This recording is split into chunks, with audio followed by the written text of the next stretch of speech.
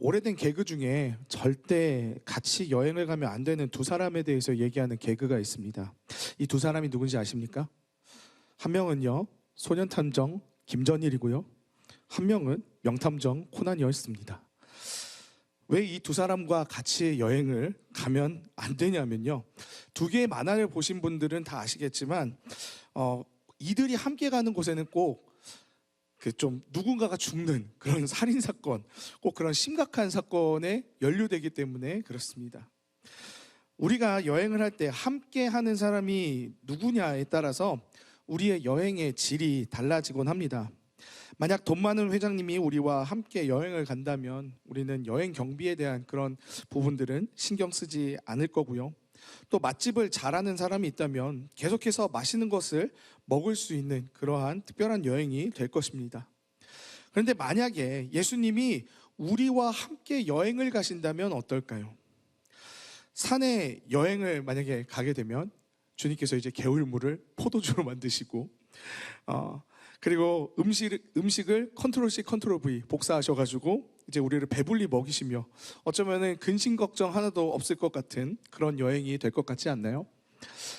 하지만 예수님의 제자들이 겪은 것은 이것과는 너무나도 다른 것을 볼 수가 있습니다.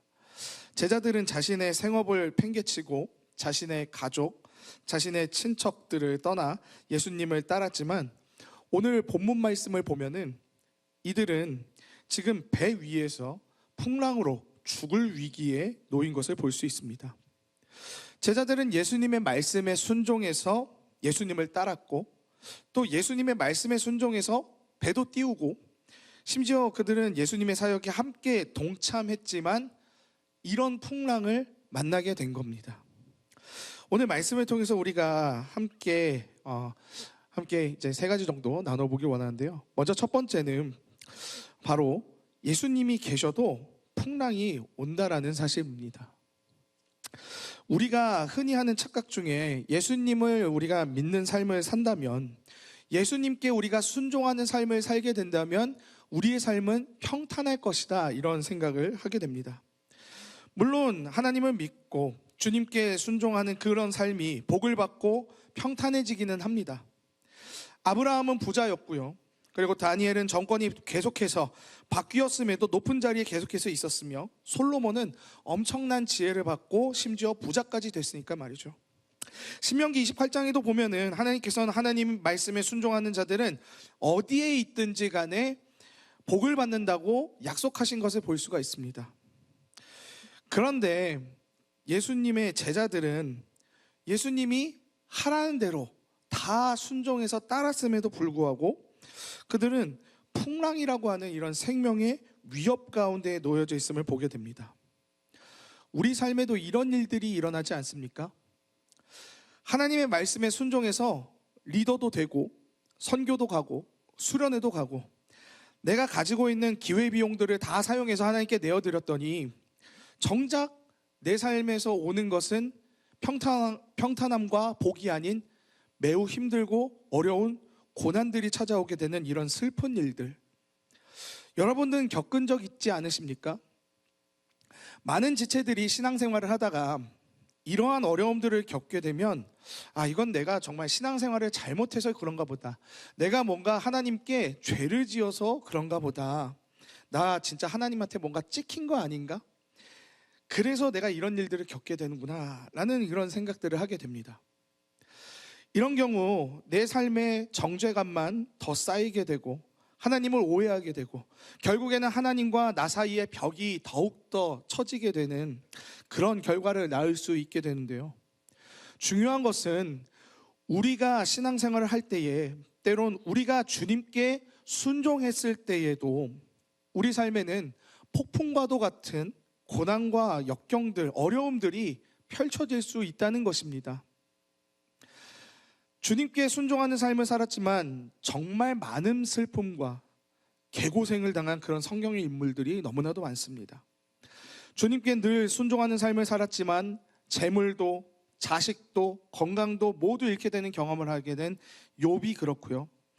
하나님의 뜻대로 살려고 하다가 억울하게 누명이 씌워져서 감옥에 갇혔던 요셉, 그리고 사자굴로 다이렉트로 가게 된 다니엘, 그리고 풀무불 속으로 들어가게 된 다니엘과 세 친구도 있습니다.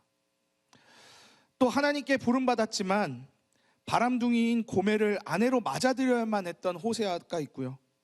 하나님이 전하라는 말씀대로 말씀을 전했지만 끝까지 그 말씀을 안 듣는 그런 상황 가운데 놓여서 분개하며 슬퍼할 수밖에 없었던 예레미야도 있습니다. 이처럼 하나님을 온전히 따르며 나아가는 순종의 삶에는 때론 우리를 더 힘들고 어려운 상황과 환경 가운데에 놓일 때가 참 많습니다. 하나님이 우리와 함께 하시는데 대체 왜 주님은 우리가 이렇게 말씀대로 순종했는데 왜 나의 삶에 이런 고난들을 왜 주실까요? 왜 우리 삶에는 이러한 어려움들과 고난들과 역경들이 왜 찾아오게 되는 걸까요? C.S. 루이스는 고통의 문제라는 책에서 이렇게 이야기를 합니다. 고통이 없다면 우리는 우리 삶에 만족하며 하나님을 잊어버릴 것이다. 고통은 우리가 하나님을 찾게 하는 역할을 한다. 그렇습니다. 우리 삶에 고통과 고난이 없으면 하나님을 전혀 찾지도 의지하지도 않을 것이기 때문에 때로는 주님께서는 우리 순종하는 사람들의 삶 가운데에도 고통과 고난을 주시며 하나님을 찾게끔 인도하신다는 것입니다. 만약 우리 삶에 고통과 고난이 없다면 우리는 나의 삶과 나의 계획, 나의 뜻, 나의 주변 상황에만 의지하면서 살아갈 것 같습니다. 근데 고통과 고난이 찾아오게 되면 우리는 어떻게 변합니까? 오늘 본문의 말씀에 나온 그 풍랑이 찾아왔을 때 예수님의 제자들이 예수님을 정말 간절히 찾는 것처럼 우리도 고난이 찾아오게 될 때에 그렇게 주님을 찾고 부르짖게 될 것입니다.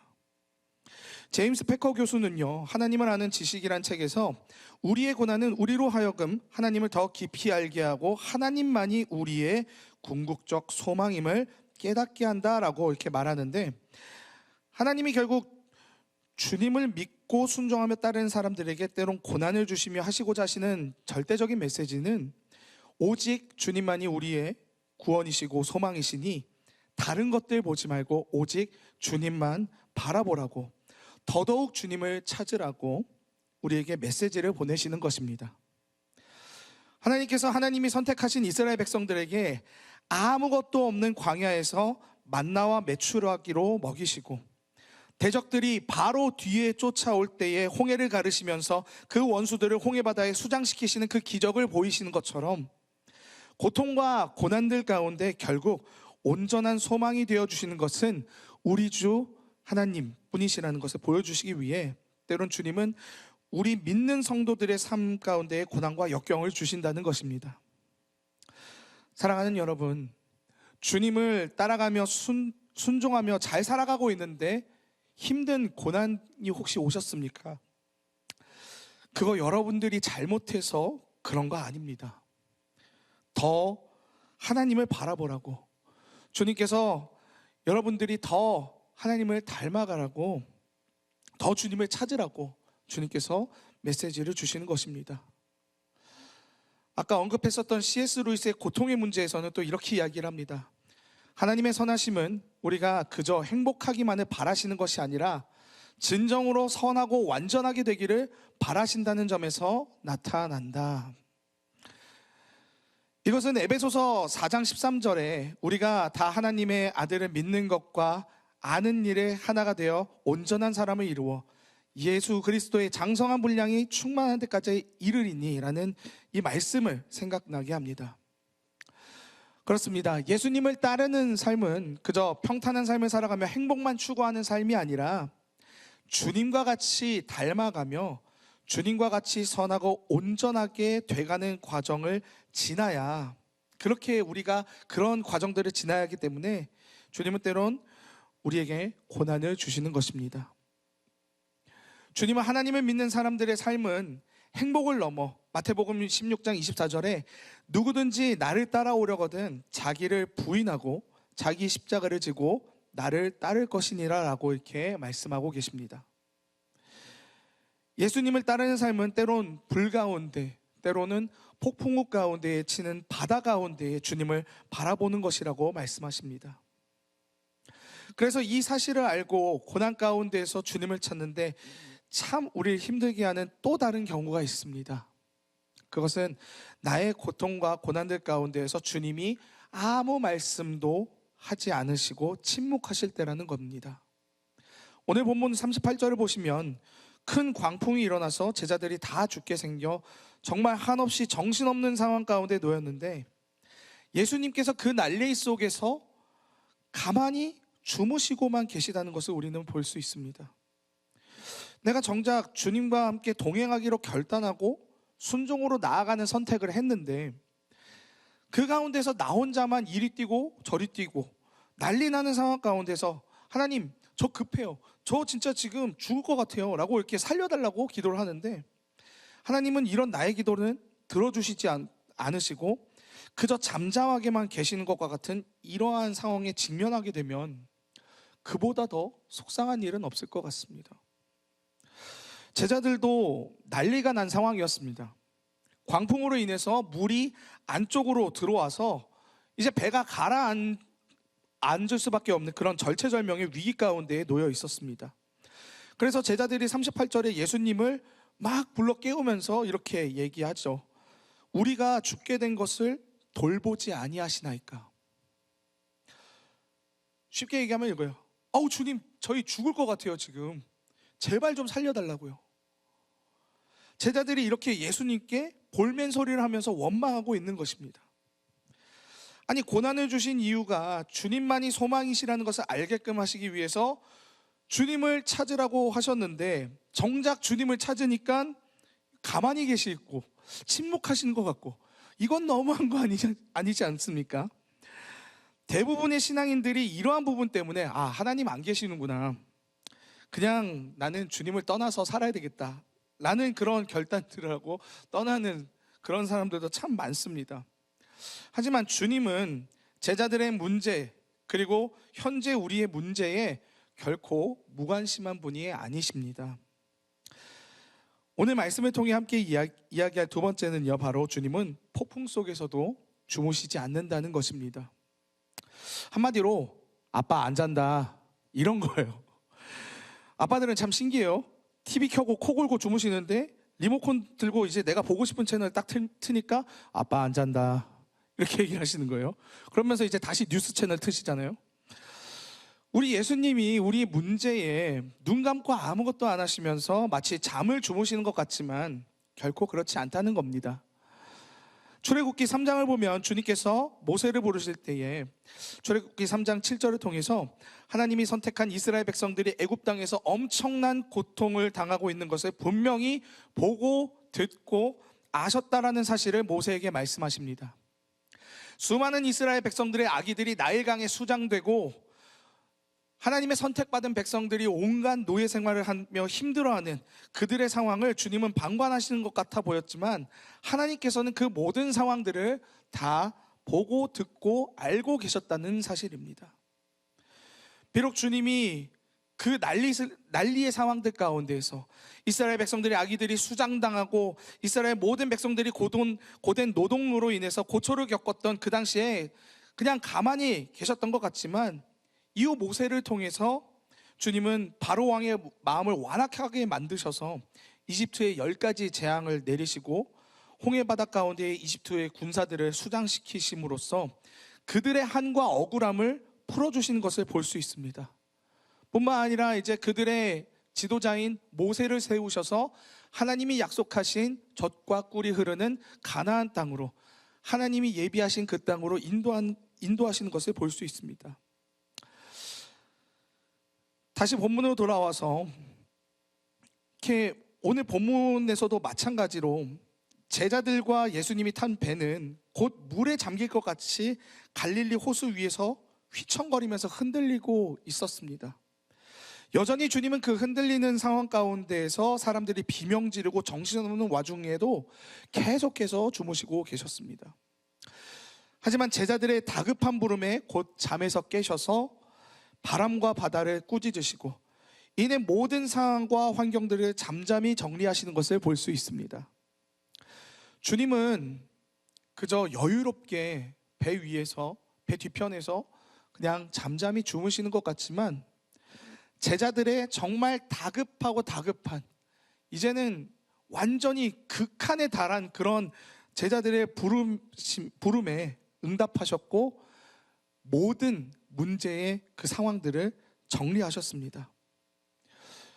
이것을 보면 우리가 이렇게 생각할 수 있습니다. 아니 주님, 기왕이면 해결해 주실 거, 더 풍랑이 심해지고 더 문제가 심해지기 전에 좀 정리해 주시면 얼마나 좋겠습니까? 이런 생각을 하지만 여기에 계신 우리 신앙의 고인물들은 다 아실 겁니다. 주님은 꼭 내가 생각한 타이밍에 응답해 주시지 않는다는 사실을 말입니다. 내 삶의 극한의 어려움 가운데 있을 때 아무리 기도하고 기도해도 주님이 응답해 주시지 않고, 주님은 내 어려움 따위는 그냥 보시지 않는구나, 주님이 마치 내 어려움을 외면하고 계신다는 그런 생각이 들 때가 있습니다. 하지만 하나님은 우리 삶의 어려움에, 우리의 기도에 침묵하시는 것 같지만 그분은 졸지 않고 여전히 일하고 계시며 그 흔들리는 배 위 가운데에서 결정적인 순간 때까지 제자들이 정말 악에 받쳐서 주님을 찾으며 부르짖으며 그렇게 찾을 때 주님은 그 순간 일어나셔서 모든 문제들을 해결하시는 것을 볼 수 있습니다. 그렇다면 왜 주님은 이렇게 제자들의 애를 태우시고 또 우리의 애를 왜 이렇게 태우시는 걸까요? 40절을 보면 주님은 왜 무서워하느냐라고 하시면서 제자들을 꾸짖으시면서 그 뒤에 뭐라고 얘기하십니까? 어찌 믿음이 없냐고 이렇게 말씀하십니다. 여기서 믿음과 두려움의 관계가 나타나게 되는데, 두려움이란 믿음의 부재에서, 즉 믿음이 없을 때 우리 마음 가운데에 자리 잡게 되는 걸 봅니다. 믿음이 충만하면 두려움은 떠나갑니다. 왜 주님께서는 그 흔들리는 배 가운데에서 어떻게 그렇게 곤히 주무실 수 있었습니까? 바로 주님은 전지전능하신 하나님에 대한 믿음이 절대적으로 충만했기 때문에 그렇습니다. 마태복음 17장 20절에 예수님께서 제자들에게 믿음에 대한 이야기를 하십니다. 만일 너희에게 믿음이 겨자씨 한 알만큼만 있어도 이 산을 명하여 여기서 저기로 옮겨지라 하면 옮겨질 것이요 또 너희가 못할 것이 없으리라 라고 말씀하시면서 믿음에 대한 그 위대함들, 믿음이 얼마나 큰 힘을 발휘할 수 있는지 예수님이 제자들에게 이렇게 말씀하시는 것을 볼 수 있습니다. 실제로 주님은 마태복음 14장 29절에 믿음으로 베드로가 예수님을 따라 물 위를 걸을 수 있다는 것을 이렇게 보여주셨는데요, 베드로가 순간 눈앞에 보이는 그 풍랑들, 바람들을 보자마자 무서워했고 그 순간 물에 빠지게 된 것을 이렇게 볼 수가 있습니다. 주님께서는 배 위의 제자들이나 오늘을 살아가는 우리들에게나 주님의 부지하신 것과 같은 그런 침묵의 상황 가운데에서 과연 얼마나 주님을 신뢰하고 의지하는지 점검하시기 위해서 때론 우리 삶 가운데서 마치 지금은 안 계시는 것처럼, 주무시는 것처럼 이렇게 행하시는 것을 볼 수가 있습니다. 오스왈드 챔버스는 주님은 나의 최고봉이라는 책에서 이렇게 말합니다. 하나님께서 허락하시는 모든 고난은 결코 우연이 아니며 목적이 있다. 그 목적은 우리를 그리스도의 형상으로 빚으시는 것이다 라고 이렇게 말하는데요, 예수님의 부활을 믿지 않았던 제자 도마에게 예수님은 주님의 못 박힌 그 손과 또 창에 찔린 옆구리를 보여주시면서 네가 나를 믿느냐, 너는 나를 본고로 믿느냐, 보지 못하고 믿는 자들은 복되도다 라고 이렇게 말씀하시는 것을 볼 수가 있습니다.